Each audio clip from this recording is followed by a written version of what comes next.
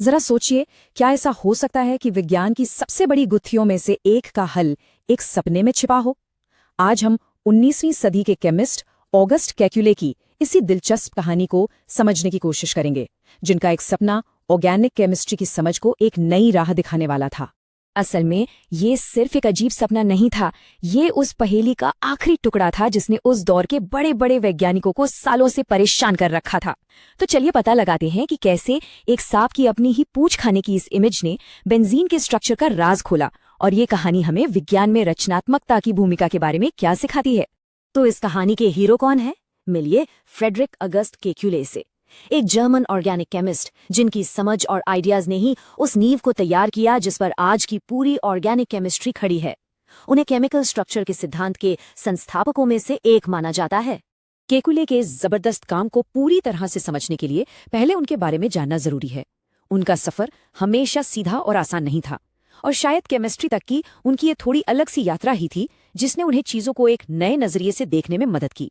ये जानकर शायद हैरानी हो कि केकुले ने अपना सफर एक आर्किटेक्ट बनने के लिए शुरू किया था, लेकिन महान केमिस्ट जस्टिस वॉन लीबेक का एक लेक्चर उनकी जिंदगी का टर्निंग पॉइंट बन गया।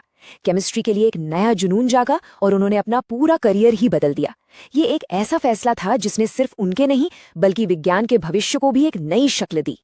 अब बेंजीन वाली मशहूर कहानी पर आने से पहले ये जानना जरूरी है कि केकुले पहले ही एक ऐसा सिद्धांत पेश कर चुके थे जो मॉलिक्यूल्स के बारे में हमारी सोच को बुनियादी तौर पर बदलने वाला था।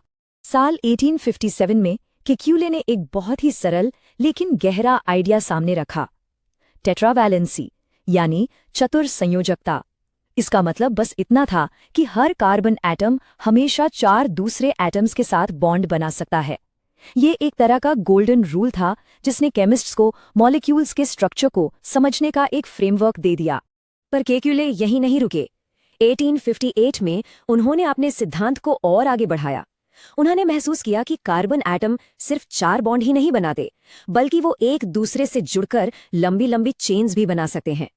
ऑर्गेनिक लाइफ के बिल्डिंग ब्लॉक्स का यही तो आधार था। इससे केमिस्ट्स को मॉलिक्यूल्स की कल्पना करने का एक भरोसेमंद तरीका मिल गया। और अब आते हैं इस कहानी के सबसे बड़े रहस्य पर, बेंजीन। कई सालों तक ये मॉलिक्यूल वैज्ञानिकों के लिए एक सिरदर्द बना हुआ था। इसके गुण किसी भी जाने पहचाने नियम से मेल नहीं खाते थे, और इसका स्ट्रक्चर एक अनसुलझी पहेली बना हुआ था। वैज्ञानिकों के पास जो सुराग थे वे आपस में मेल ही नहीं खाते थे। इसका फॉर्मूला C6H6 बताता था कि इसे बहुत ज्यादा रिएक्टिव होना चाहिए, लेकिन ये अजीब तरह से बहुत स्टेबल था। और असली पहेली तो ये थी, इसकी किसी भी एक हाइड्रोजन को हटाकर कुछ और लगाओ तो हमेशा एक ही तरह का प्रोडक्ट मिलता है, लेकिन 2 को हटाओ तो 3 अलग अलग तरह के प्रोडक्ट मिलते हैं। आखिर ऐसा कैसे मुमकिन था? केकुले भी सालों तक इस पहेली से जूझते रहे।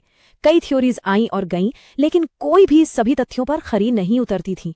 और फिर एक दिन बिल्कुल अप्रत्याशित रूप से जवाब मिला, किसी लैब या किताब से नहीं बल्कि एक सपने से। ये केकुले के अपने शब्द हैं जो उन्होंने 1890 में दी गई एक स्पीच में कहे थे। उन्होंने एक ऐसी आधी जागी हुई अवस्था के बारे में बताया जहां उन्हें एटम्स नाचते और घूमते हुए दिखे, और फिर अचानक एक सांप की तरह अपनी ही पूंछ को पकड़ लिया। ये सिर्फ कोई ऐसी वैसी इमेज नहीं थी। अपनी ही पूंछ खाता हुआ सांप, जिसे ओरोबोरोस कहते हैं, एक बहुत पुराना प्रतीक है। बस इसी इमेज ने केकुले के दिमाग में एक चिंगारी जलाई। इसने एक क्रांतिकारी आइडिया को जन्म दिया। क्या हो अगर बेंजीन के कार्बन एटम एक सीधी चेन में ना होकर एक बंद रिंग या छल्ले की शक्ल में जुड़े हों? तो 1865 में केकुले ने दुनिया के सामने अपनी ये डाढ़ी थ्योरी पेश की। बेंजीन 6 कार्बन एटम्स का एक छल्ला है जिसमें एक के बाद एक सिंगल और डबल बॉन्ड आते हैं। ये स्ट्रक्चर इतना शानदार था कि इसने बेंजीन के अजीबोगरीब गुणों, उसके फॉर्मूले और उसकी हैरान करने वाली स्टेबिलिटी सबको एक साथ समझा दिया। लेकिन विज्ञान में सवाल जवाब का सिलसिला कभी नहीं रुकता। आलोचकों ने बताया कि केकुले के मॉडल के हिसाब से तो 2 तरह के सब्स्टिट्यूटेड प्रोडक्ट मिलने चाहिए थे, लेकिन एक्सपेरिमेंट्स में सिर्फ एक ही मिलता था। इसके जवाब में 1872 में केकुले ने अपने आइडिया को और बेहतर किया।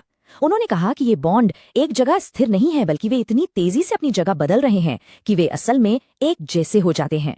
तो केकुले ने अपने पीछे क्या छोड़ा? उनके काम का असर कितना गहरा और स्थायी था?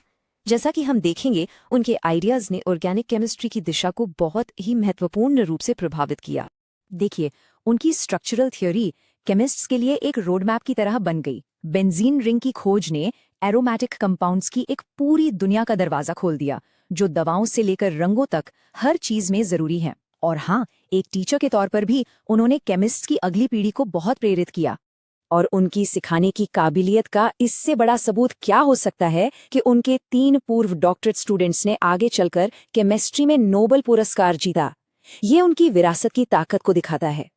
और ये सब हमें एक आखिरी सवाल पर लाता है। केकुले की कहानी हमें याद दिलाती है कि विज्ञान में सफलता का रास्ता हमेशा सीधा नहीं होता। ये तर्क और डेटा के बारे में तो है ही, लेकिन साथ ही ये इंट्यूशन, क्रिएटिविटी और कभी-कभी एक सपने की छलांग के बारे में भी है। ये हमें सोचने पर मजबूर करता है कि खोज की प्रक्रिया असल में होती कैसी है।